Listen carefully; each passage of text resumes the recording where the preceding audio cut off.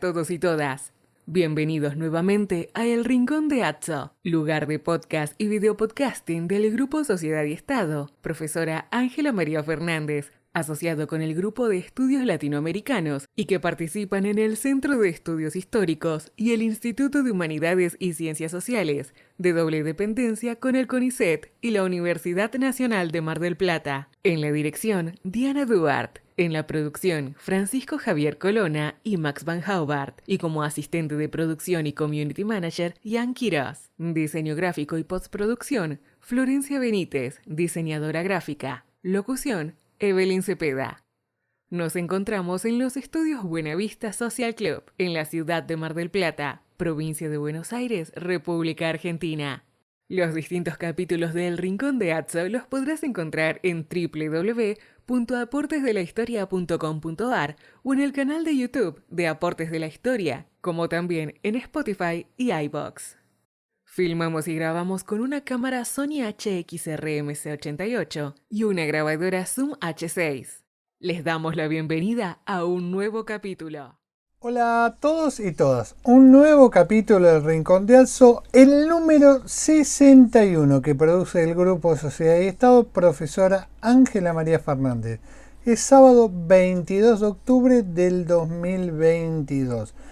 Nos acompaña en el estudio Buenavista Social Club Francisco Colonna, estudiante avanzado de la carrera de Historia y productor, además de operador de la switchera Blackmagic Design. Para nuestros oyentes les recordamos que los capítulos 54, 55, 56, 57, 58 y 60, como el 61, están realizados para los alumnos de la carrera del profesorado de Historia que están cursando la materia de Historia General de América Preindependiente que se dicta en el Departamento de Historia, Facultad de Humanidades de la Universidad Nacional de Mar del Plata en este segundo cuatrimestre. Y está pensado también para nuestros graduados. En el capítulo 58 y 60 abordé algunas cuestiones sobre el enfoque del Rincón de Atzo que no voy a repetir nuevamente porque en el 60 pude terminar de decir lo que pensaba exponer. Entonces, si me permitís, y abusando de la paciencia de los futuros colegas, ya que hoy vas a tratar un texto sobre esclavitud, me gustaría recordar primeramente el seminario que Rita Falcone dictó con Carlos Mayo allá a lo lejos en 1986. Repaso las notas y me sorprende que tanto los abordajes teóricos, los problemas para estudiar este contenido siguen válidos para iniciar el debate historiográfico. Recuerdo también, Diana, que en Historias Coloniales, en el capítulo 29, abordamos una línea clásica a partir de la obra de Eric Wolf, Europa y la gente sin historia, poniendo en consideración que la esclavitud no tiene color. Además, hemos tratado en Aporte de la Historia todo el sistema que los ingleses al principio de su ocupación en la bahía de Chesapeake en Nueva Inglaterra realizaron con respecto a los servos. Siempre me cuesta pronunciando. Indentured servant. Bueno, eso. Para finalizar y no aburrir, en el Genially vamos a dejar fuentes tomadas de C.R. Boxer, que estudió el sistema administrativo portugués en los trópicos. Y tengo la sugerencia, si me permitís, de la serie Ares, producida por la televisión neerlandesa, que desde el presente se interroga sobre la todopoderosa Compañía de Indias Orientales de los Países Bajos. Lo hace de una manera muy ecléctica y desde la culpa, pero sería interesante.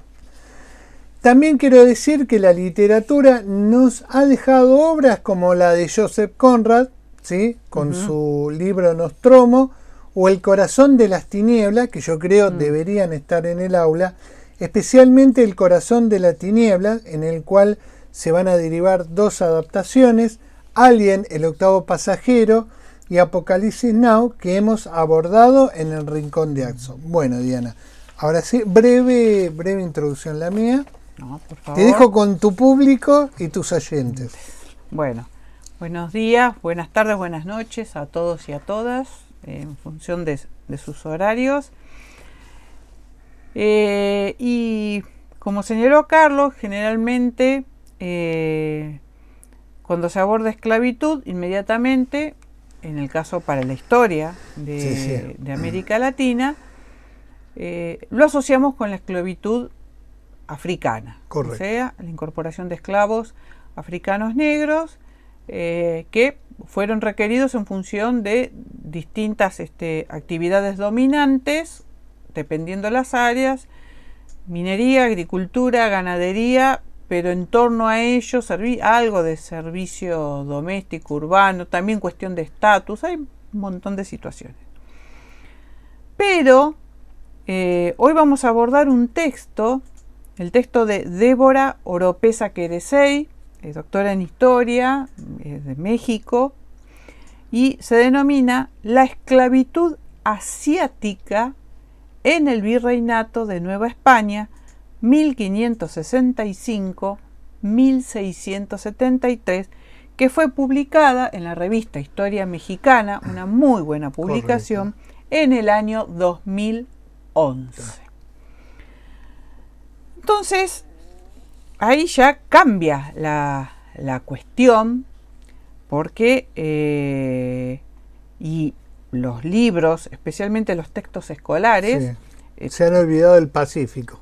Machacan, bueno, es algo que venimos año desde que empezó la orientación, como hemos pensado los teóricos prácticos. Igual a los manuales no le entran las balas, discúlpenme la expresión académica, siguen asociándolo así nomás. Entonces, en función de lo que venimos remarcando, de pensar nuestra historia colonial en un contexto global, más por supuesto aún lo es la económica, ¿no? Bueno, entonces, esclavitud asiática, que es un tema, y es un tema con una producción y una historiografía inmensa. Sí. Y recordaba un poco lo que vos señalabas respecto de aquel curso que habían dado Rita Falcone y Carlos Mayo, en donde, por supuesto, Rita abordaba la esclavitud en la antigüedad y Carlos la abordaba para el caso de la historia americana colonial. Y esta situación de que las monarquías mediterráneas o las naciones mediterráneas tienen de arrastre una tradición esclavista que no tenían las naciones de América del Norte. Y de hecho hay sustanciales diferencias, y bueno, pues señalabas el caso señalábamos el caso de los indentured servants, los sirvientes por escritura. Algún día lo voy a pronunciar así, algún día. Bien. Entonces, ¿qué nos propone? Y ahí vamos a la imagen 1 para que conozcamos a la doctora Débora Oropesa, que precisamente corresponden a un mismo congreso, y en un sitio está incorporada, ella está proyectando una imagen que después la vamos a proyectar nosotros acá también. Entonces comienza con estas observaciones que relacionan y señala la nao china o el galeón, ¿no es cierto? Va a iniciar sus viajes transpacíficos que se van a desarrollar entre 1565 y 1815 con Nueva España. Pasa que tiene un interregno en donde la forma de administrar y de esos viajes sufre una modificación. Pero esto lo que va a generar va a ser un gran intercambio, este galeón, va a generar un gran intercambio comercial y cultural. O sea, hay un texto compilado por Ofila Godoy, que ella es la compiladora, que se llama Pasar y mediadores culturales en la historia de la globalización, que es interesantísima, y se ve no solamente la cuestión de los comerciantes, los sacerdotes, los artesanos, todos van interconectando saberes y conocimientos. Por lo tanto, dentro de este gran tráfico, tráfico transpacífico comercial, se va a dar el traslado de esclavos asiáticos desde Filipinas a Nueva España Sí. entre 1565 y 1673. Sí.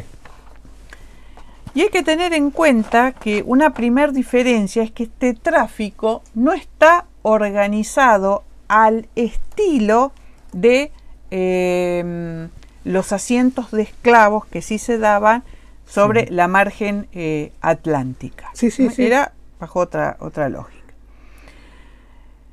En 1570 van a llegar entre 14 y 15 sujetos al centro del virreinato, o sea, a la capital del virreinato de Nueva España.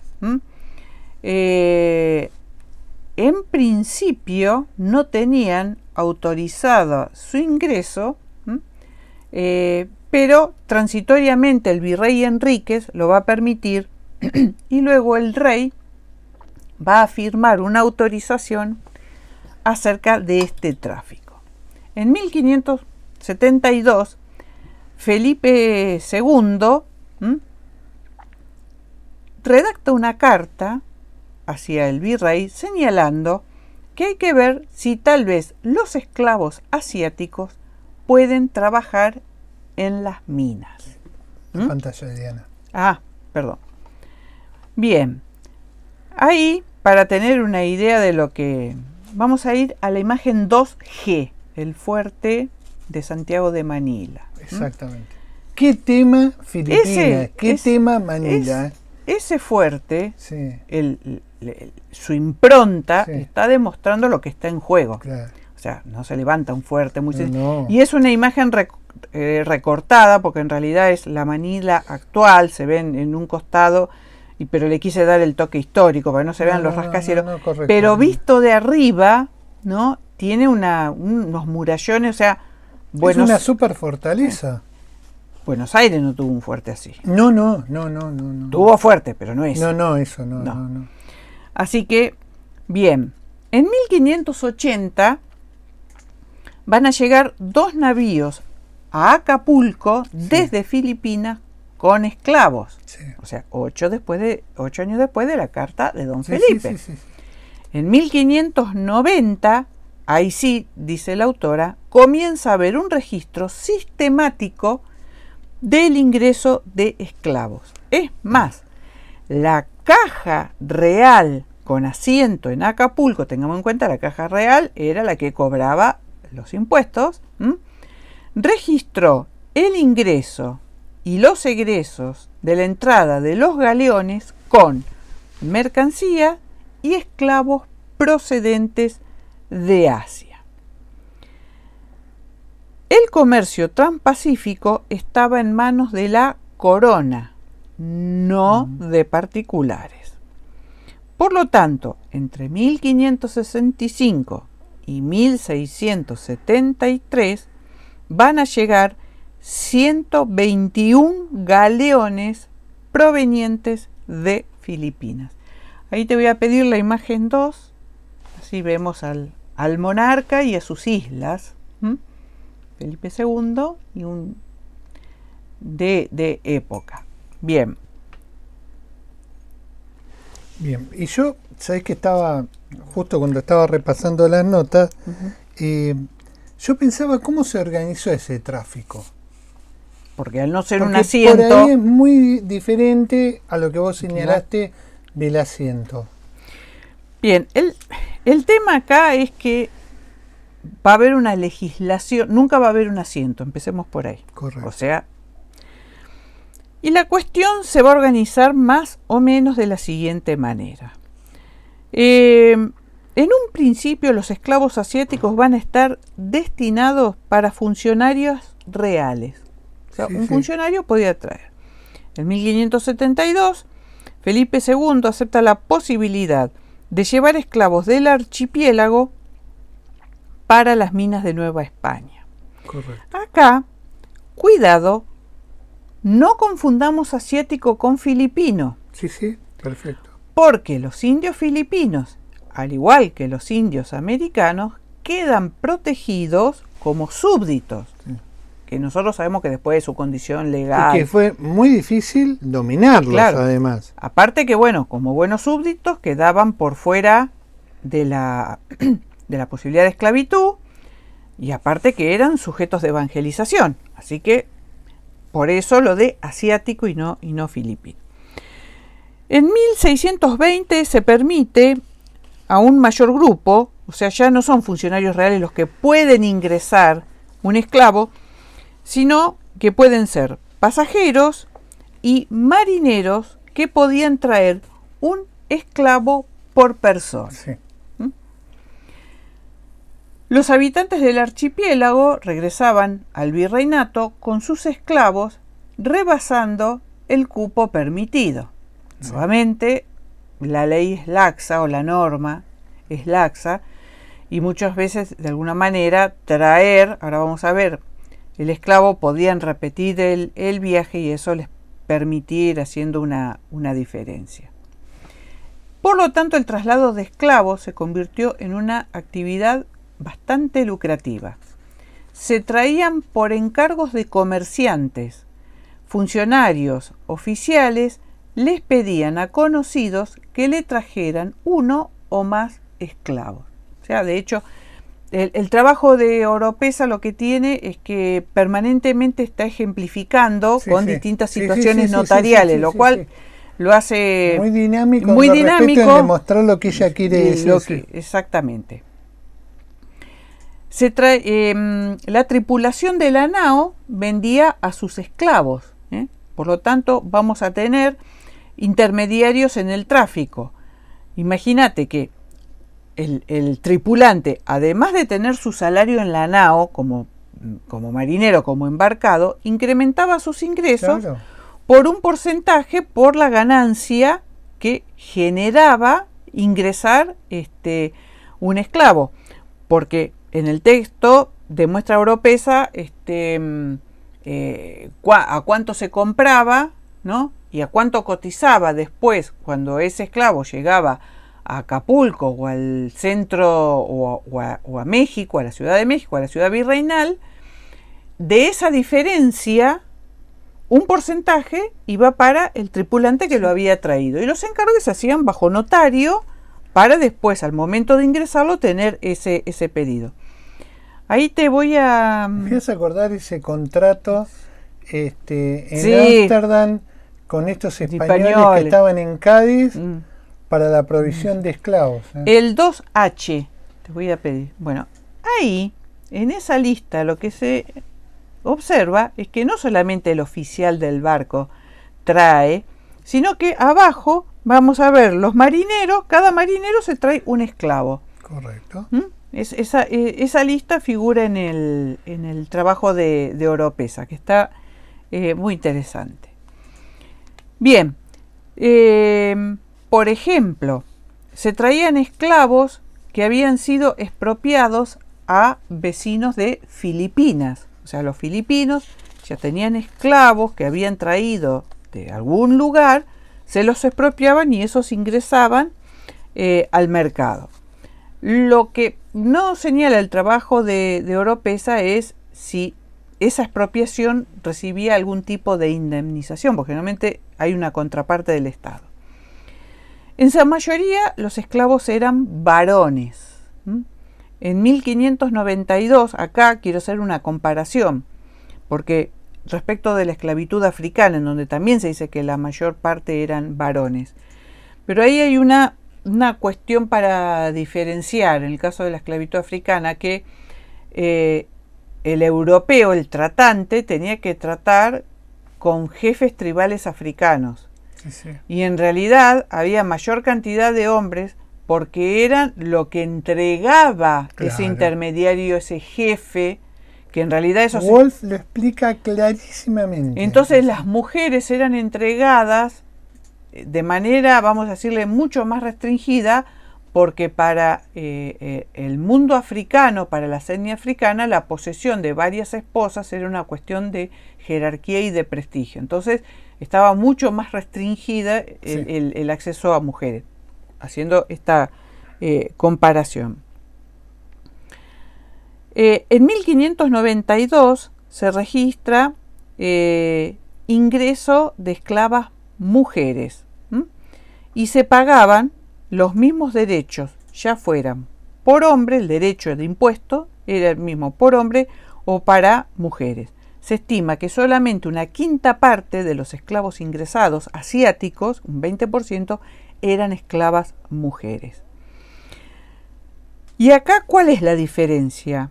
No se buscaba tanto ingreso de esclavas mujeres por el tema del amancebamiento, la explotación sexual, y de hecho, para poder preservarla a lo largo del viaje, muchas veces se las embarcaban vestidas de varones, Sí. Para tenerlas más seguros. En el caso de que se trajeran niños, por ejemplo, de 6 años, pagaban el 50% de los derechos establecidos. Entonces la pregunta es, ¿y quiénes compraban los esclavos una vez que llegan al puerto? Bueno, ahí tenemos vecinos, órdenes religiosas, que ahí lo podemos, hasta ahí podemos ir haciendo una comparación mental con la esclavitud africana. Encomenderos de puerto, ojo, encomendero de puerto acá no es el encomendero en el sentido de encomienda, sino es el que está encomendado de ir a comprar para después entregárselo a. Sí. Y se compraban por ejemplo, en cantidades. En 1618, de 53 esclavos que desembarcaron en Acapulco, 22 fueron adquiridos por encomenderos, o sea, iban con una petición.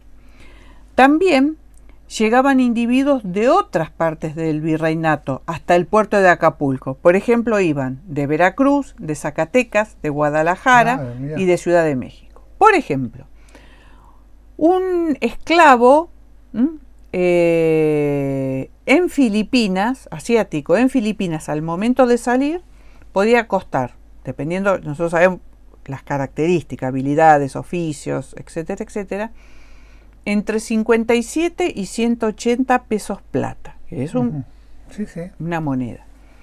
Pero una vez que llegaban al virreinato y eran vendidos, ese precio pasaba a estar entre los 200 y 420 pesos.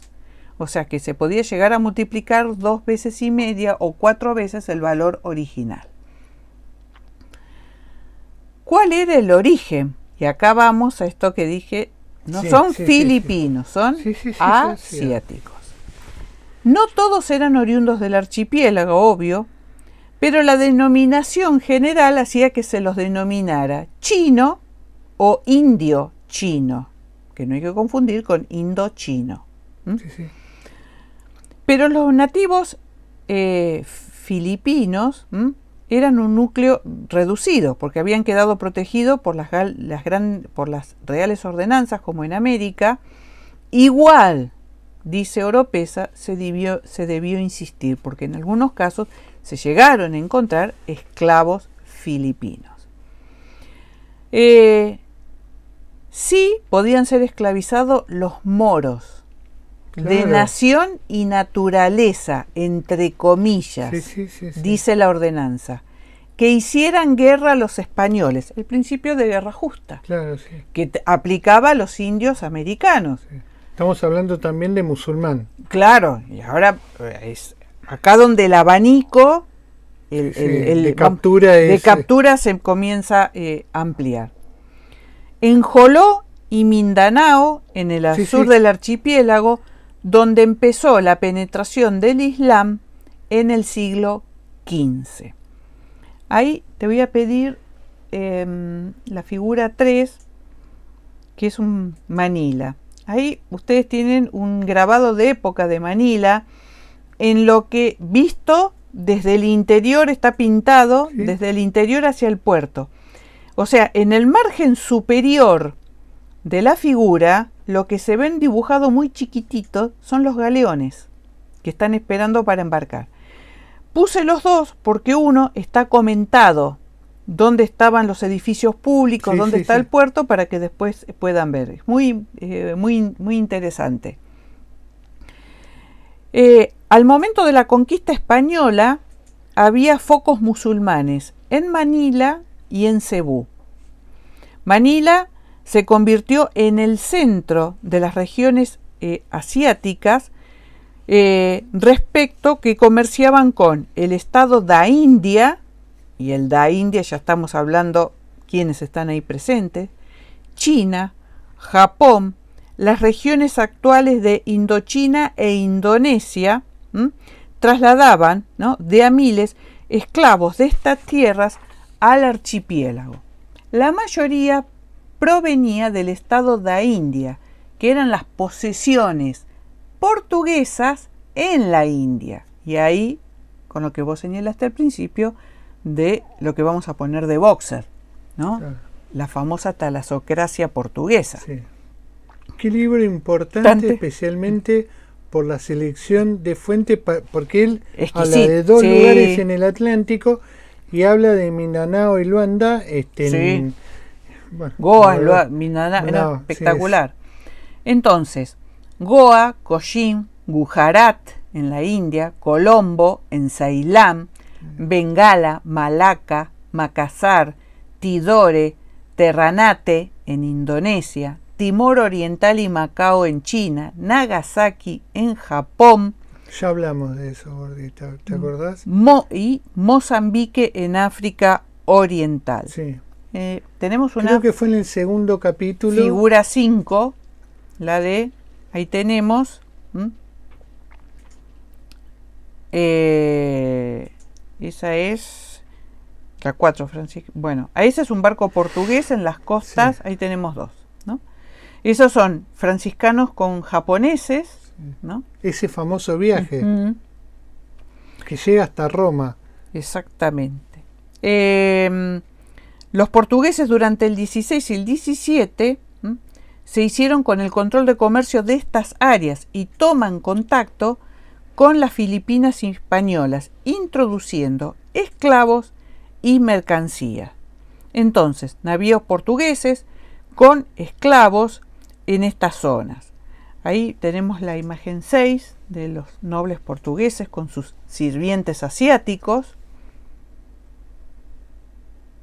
para la época.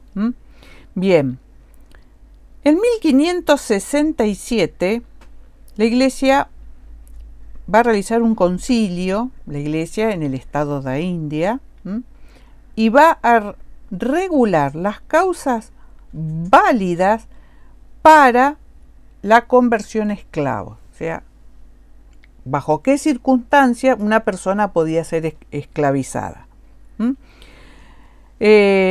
Por ejemplo, en Macao se compraban niños y niñas a los propios chinos y a veces los propios padres vendían a sus hijos. En el caso de Nagasaki, los nipones que habían robado, o sea, tenían pena por robo, o que eran enemigos de los japoneses, vendían a esos individuos. Eran emigrados, era la cárcel, era la emigración. Y en el caso de la India, en épocas de hambruna, los propios individuos se vendían ellos a sí mismos como esclavos.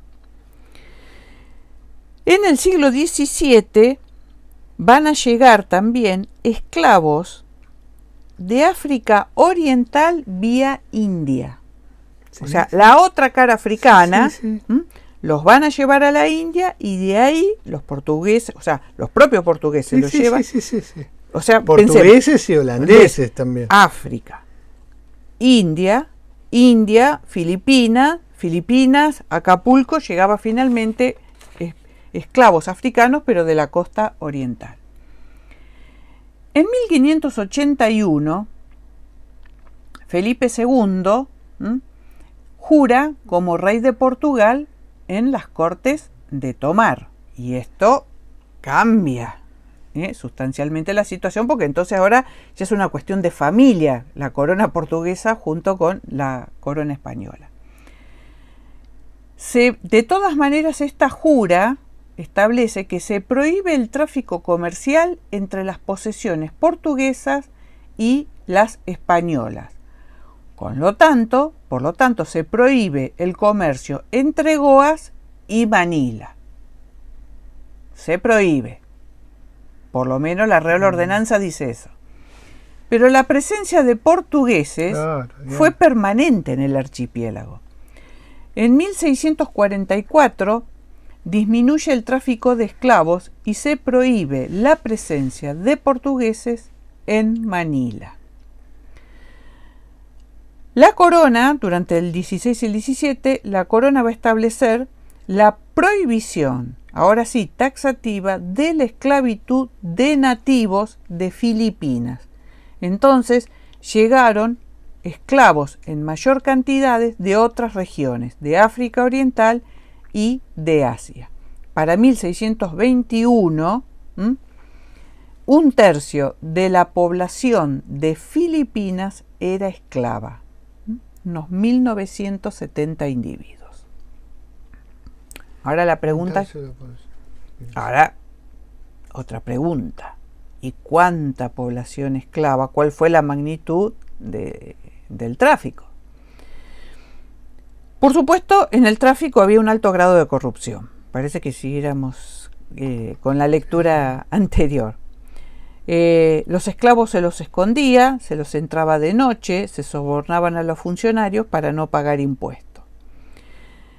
Y acá Oropesa señala una cuestión que suele suceder en historia colonial o en periodos remotos. El tipo de fuente para la investigación en los primeros años no permite establecer cifras muy finas, porque hay introducciones, reales cédulas, autorizaciones, prohibiciones, no hay un registro exacto, con lo cual es difícil de poder elaborar. Pero sí va a haber a partir de 1590 un registro más sesudo. Lo cierto es que ella hace esta estimación.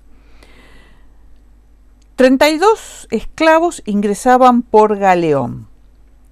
Entre 1565 y 1673 llegaron 121 galeones, que multiplicado por la cantidad de esclavos que ella estima de galeón, se dice que en Acapulco ingresaron 3.872 esclavos. Estamos hablando en el término de 1565-1673, o sea, más o menos un siglo fue ese ingreso. No todos los esclavos llegaron a través de Acapulco. También lo hicieron a través de otros puertos de la costa pacífica del actual México. Chiametla, Navidad, Salagua, para abastecerse y dar aviso de que iban a arribar a Acapulco. O sea, mientras que se abastecían, bajaban 1, 2 y seguían viaje, 1, 2. Por lo tanto, en esos puertos, dice la autora, al no ser puertos oficiales, porque son puertos de arribada, no contás con registros exactos. Entonces no sabés cómo va goteando el ingreso. O sea, no sabemos el goteo de ingreso de mercancía de oro, de plata, ya es un clásico.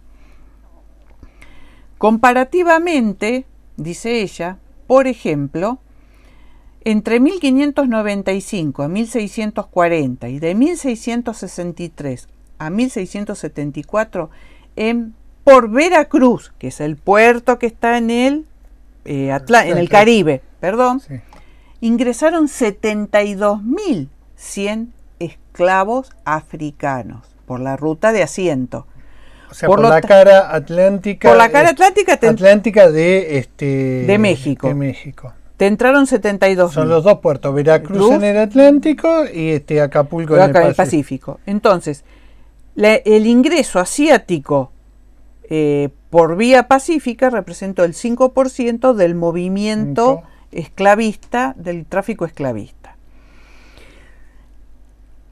¿De qué trabajaba el esclavo? Claro. Porque nosotros por regir estos, ¿no? Sí. Esto. Bien.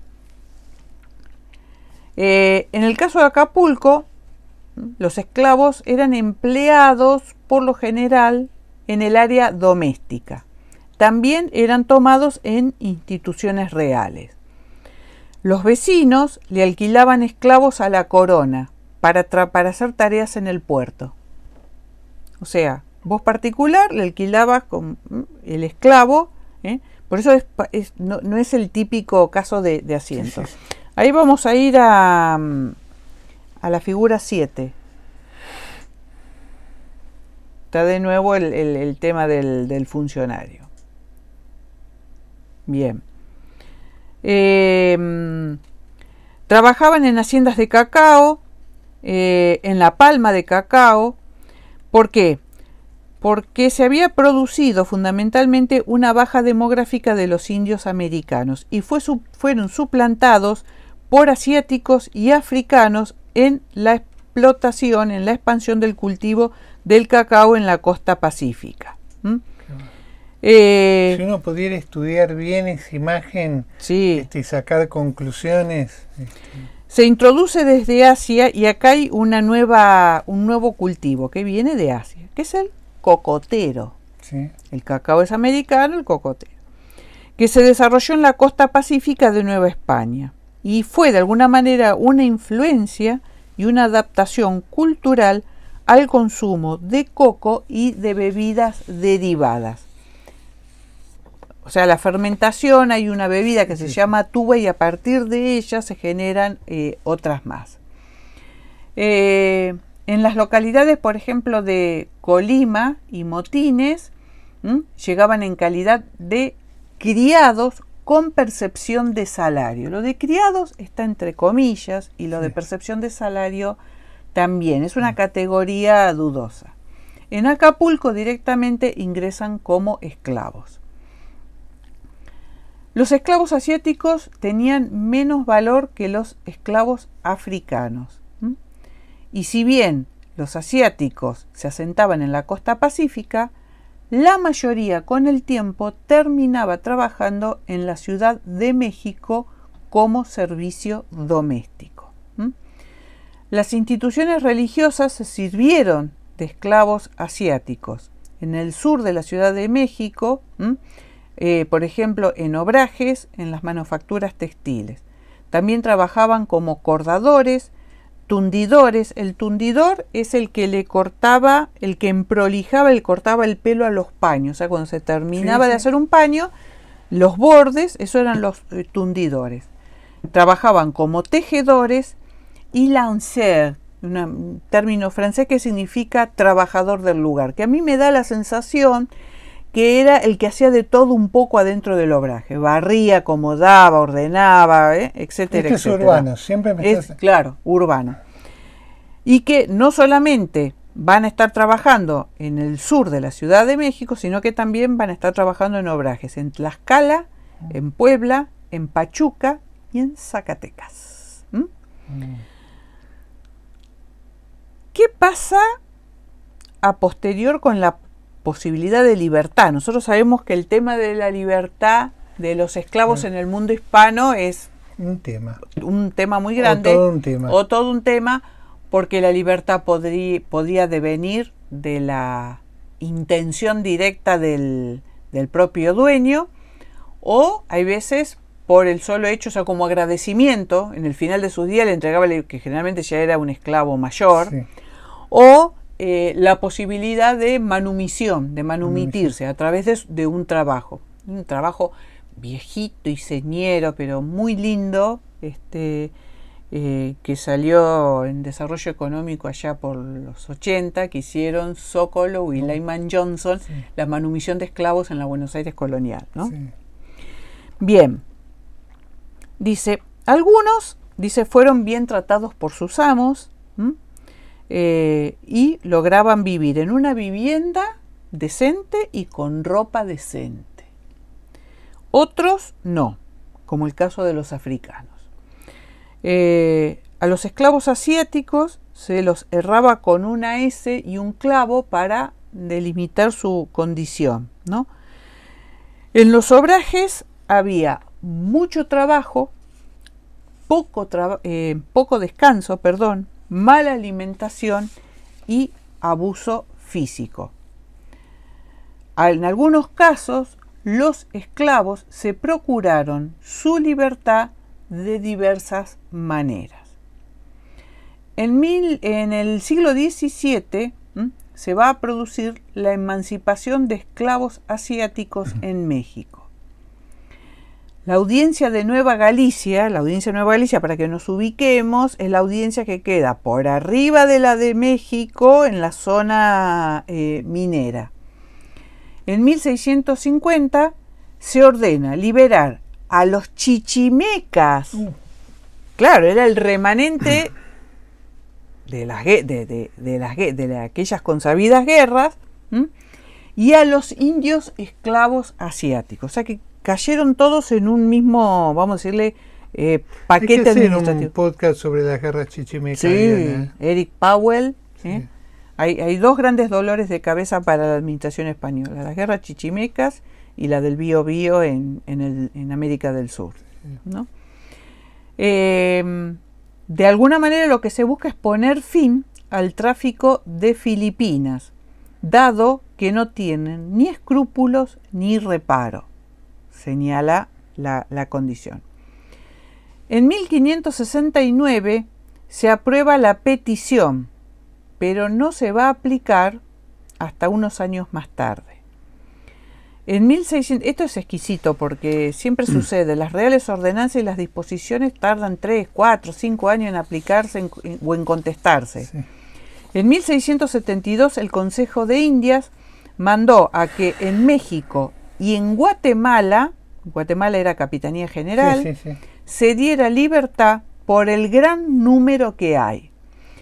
O sea, ¿qué es la percepción del gran número? Porque recién hace un ratito dijimos que eran el 5% en relación a los esclavos africanos. Yo creo que el gran número acá está dado más por los chichimecas que por los esclavos asiáticos. En 1673, la Audiencia de México mandó a poner en libertad de su jurisdicción a chichimecas y chinos.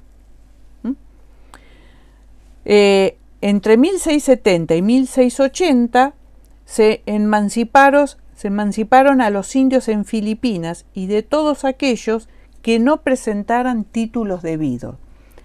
¿Por qué? Porque muchas veces los esclavos, y nosotros sabemos que el esclavo se podía presentar ante la justicia. Claro que sí. Carlos Mayo trabajó, por ejemplo, las denuncias por malos tratos. Sí, sí.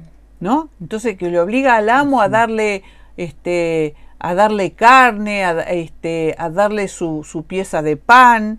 Y si vos querés, también en Nueva Inglaterra sucedía así con los siervos, que los siervos denunciaban muchas veces a quienes los habían traído. Exactamente. Bueno, acá se da esta situación. Se emancipa a los indios, ¿no? Y a todos aquellos que no presentaban títulos, porque muchos tenían sujeta a gente asiática como esclavo, pero no tenían los papeles. Sí. O sea, el papel implicaba haber pagado el impuesto y eso te otorgaba, y como la corona sabía muy bien que muchos no habían entrado por las vías que correspondían. O sea, había muchísimos que no contaban con el documento respaldatorio de decir, bueno, entró por vía legal. Entonces, esos quedaban, los que no podían demostrar su título fehaciente, quedaba emancipado. En 1684, la Audiencia de Manila informa que se incrementaban los esclavos africanos por la emancipación de los naturales. Eso ya es un fenómeno que se da en la propia Manila. Por lo tanto, la autora señala estas particularidades y este efecto globalizador de un formato de esclavitud en donde los tenemos no solamente por no pertenecer jurisdiccionalmente y caer bajo el paraguas de la soberanía de la monarquía, con lo cual te convertía en súbdito, sino que podían tener por origen religioso, por venta autoinfligida de los propios individuos, padres que venden a su descendencia, etnias que venden a ladrones o a enemigos de guerra, vencidos de guerra, los venden como esclavos. O sea, es un mapa, si querés, o una cartografía de la esclavitud totalmente a la que nosotros tenemos conceptualizada para el caso de la esclavitud africana.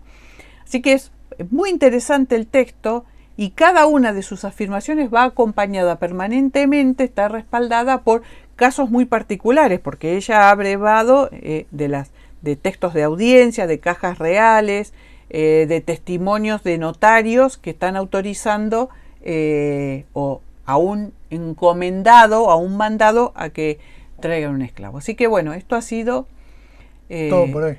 Todo por hoy, Todo por en la esclavitud asiática. Nos divertimos bastante con con la producción de estos podcasts, y una veces cuando pide algo, nosotros queríamos hacer una emisión con un dron. Yo la otra vez llegó una caja muy grande a casa y dije, Me compraron el dron.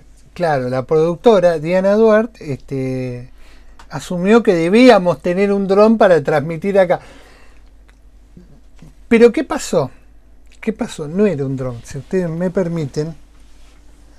Era un carrito. O sea, la caja era un carrito para transportar todo el equipamiento que llevamos, porque a veces cuando nos movemos de un lugar a otro, Sí. para las producciones que hacemos, diálogos antárticos o en el colegio Ilia, estamos acarreando equipo, pero digamos, entre el carrito y el dron, yo esperaba el dron por el volumen de la caja. No. Entonces dije, no es un dron chiquito, es un dronazo.